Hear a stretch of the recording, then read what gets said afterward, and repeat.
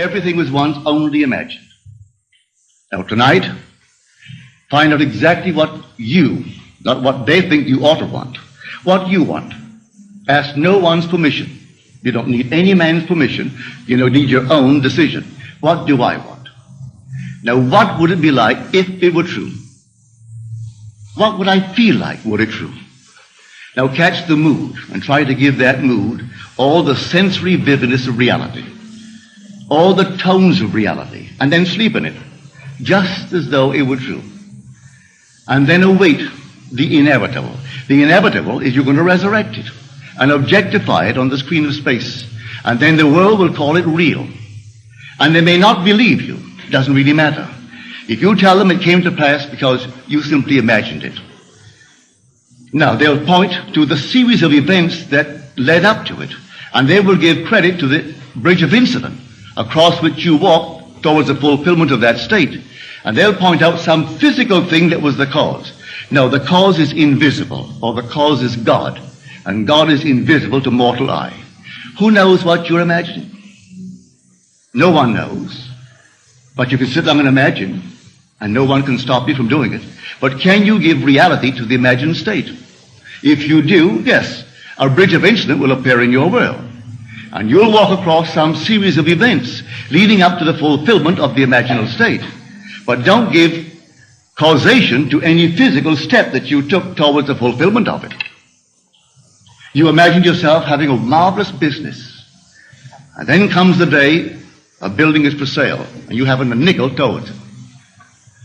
And not a total stranger, but a man comes in and asks you quite in a friendly manner, are you going to buy it? And knowing you don't have a penny, you say to him, as you would a friend to a friend, with what? And then he said, well, I have money. It's only in the bank drawing nothing. You say, but I have no collateral. Well, he said, I've watched you. You're an honest person. Your family, they're honest. I think they are. Would you like me to buy it for you? I'll get my lawyer to bid for it. If they knew that I'm bidding, that I have money, they'll bid me up. And so I get it at the very lowest price by getting a lawyer who represents more than one client, and they do not know who he represents, and he'll bid for it. Are you willing to take it regardless of the price? And you say, yes, I'll take it. But I have no collateral. All I need is your signature, that you will simply pay 6% on whatever the price is, and then reduce that principal over a period of 10 years. Agreed? Yes. But then sign this, and we'll see if we can buy it. That day, you owned the building. And you didn't have one nickel when you owned the building that day. You only had your signature on a piece of paper. At the end of 10 years, you repaid the man his principal. You reduce it every year, paying him 6% on the remaining principal, and reduce the entire thing at the end of 10 years. That man dies 20 years later and leaves you $150,000 in cash, tax-free, and a couple of homes and many personal belongings. In the meanwhile, you continue in that business, and it multiplies and multiplies. And that year was 1922, 1924. This is now 1968. That building, I'm speaking factually, that building in 1924 is now gone. He paid only $50,000 for it. It was repaid and repaid.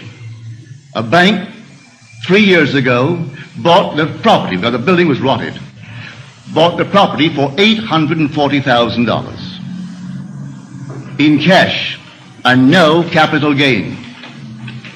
From $50,000 to $840,000. In the meanwhile, the business has expanded into all the other islands, so that today you couldn't buy them out for $15 million. All in imagination. And this goes back to the imagination that preceded this man's offer to buy the building. For the young man seeing this building and entertaining a thought that the present owners deceived his father, and through deception got him out of a partnership, a junior partnership. And he was moved not to get even, but to prove that he really had something within him and could be a success in spite of their deception. And so every day he would see on that marquee not their name, but his own family's name. And he would see it in his mind's eye because you could not take their name and transliterate it and make it spell this man's family's name. But he saw it. And in his mind's eye, he saw that name, which if true would imply the family owned it. He did it every day, twice a day for 2 years. And then came this sudden, out of the nowhere. And the whole thing was made possible, and today they're all over the islands. And they have no partners. They've never taken in one partner, never sold one bit of stock outside of a family ownership. All by imagination. Now I know what I'm talking about because I'm a member of that family. I'm speaking of my own family. This is not hearsay. I know it. My second brother Victor was the one in whose imagination this whole thing began to bloom. And he still works all by imagination. He knows what he wants, and then after having decided in himself that's what I want, and that's good for the business, he then in his mind's eye, he appropriates it. And then let things happen. As told us in Scripture, the vision has its own appointed hour.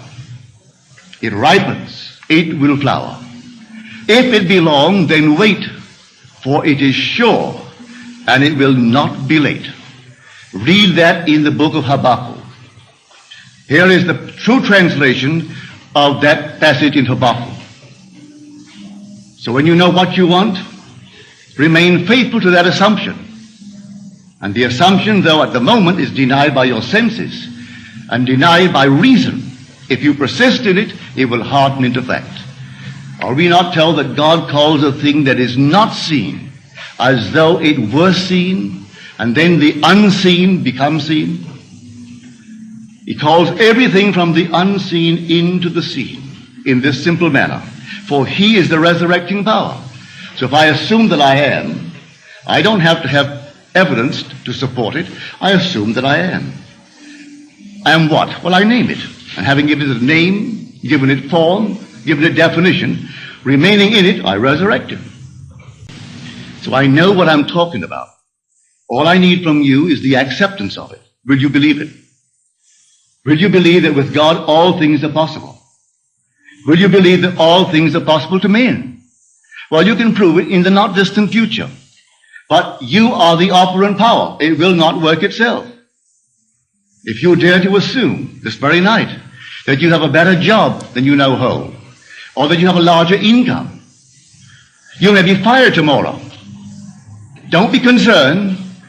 On reflection, you'll see it was necessary to move you towards the fulfillment of your assumption. You could be fired. And I wouldn't bat an eye if you told me tomorrow, well, I did what you told me. You know what happened? I was fired. I have seen that. It takes someone to fire you, to get you into a better job. I have seen that time and again. I wouldn't go out and quit the job. You may be promoted in the job, or you may be invited by some other concern that is competitive to join them. I do not know how it happens. I only know if you remain faithful to the assumption, it's going to happen, and you're going to be promoted towards the fulfillment of the state that you have dared to assume that is yours. I could tell you unnumbered stories along this nature. So here I say, dwell in the end. The end is where we begin. For if I've seen my name on the marquee, that's the end. I don't wait for the incident to take place in my world to move from one to the other, leading up to that. I dwell in the end. If I go to the very end, what would it be like were it true?